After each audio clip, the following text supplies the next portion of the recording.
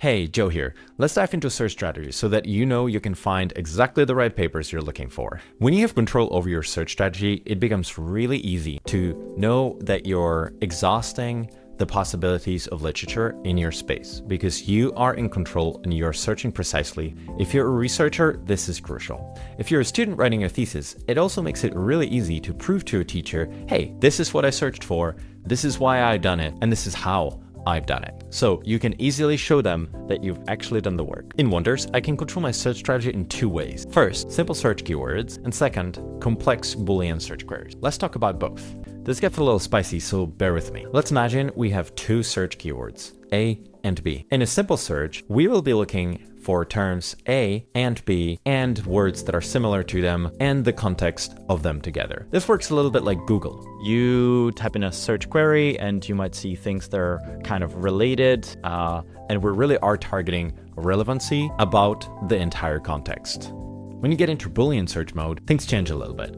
Let's get back to our keywords. We have A and B. If I say I want to create a Boolean relationship, or it means I want to search for papers that contain the keyword A or the keyword B. So it will be showing me both. Let's imagine I'm searching for peppers. If I search for bell or peppers, it will show me papers that contain the word bell separately and the word peppers separately. So I'll be seeing papers that are about bell peppers, but I'm also going to be seeing papers about bells. Maybe that's not exactly what I want. Where the or operator becomes really important is when I'm researching something I know people call it different names. So looking at bell peppers, I know people call them sweet peppers, garden peppers, pimientos, capsicum because the Latin name is capsicum annum, right?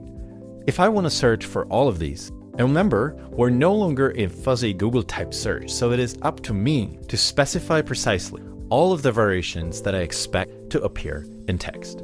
By the way, notice the little asterisk over there. That asterisk helps me search for words that are bell pepper, but also bell peppers. This is the level of precision I have to go into.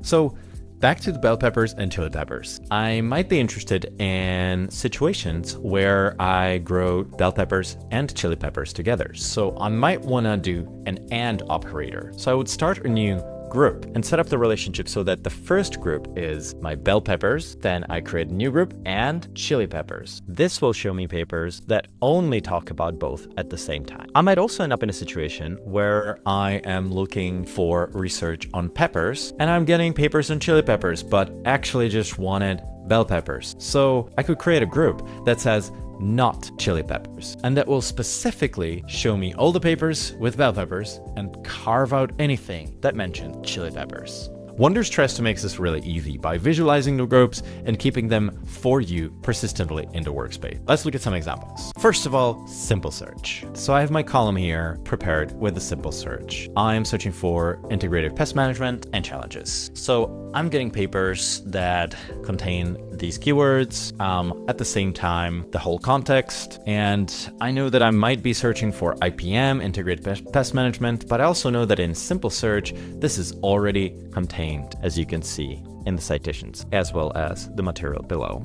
I could say that I wanted to bias it, so I could add that keyword, and voila, we've got papers that are now specifically focused on IPM, but also contains integrated pest management and other keywords. As simple as it gets. I can turn the keyword off again if I'm tired of it, and here we are. The useful thing about Wonders here is that we're treating the question and the search keywords separately. So I can duplicate the column, create varieties in this search. I can always come back here and my keywords are here if I want to make any changes. And remember, any saved papers stay saved no matter if I refresh the search.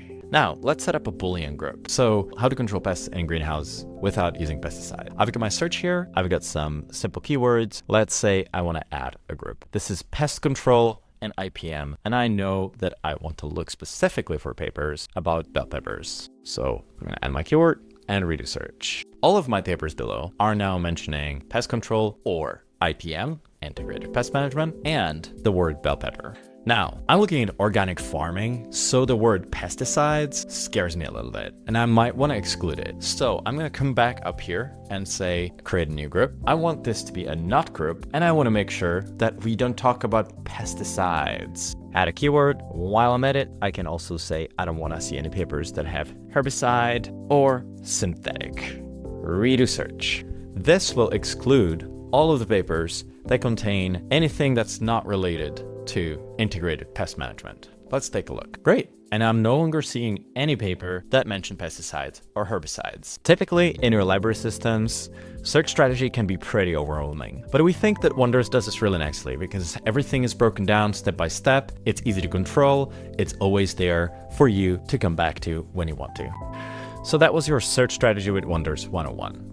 In case you still have any questions, do visit the help article or simply find us in the chat bubble down here, and we'll be able to assist. The other thing you can do is talk to your supervisor or librarian, and they can actually help you with your specific search queries and walk you through this problem. And that's all from me here. I'll see you at the next one.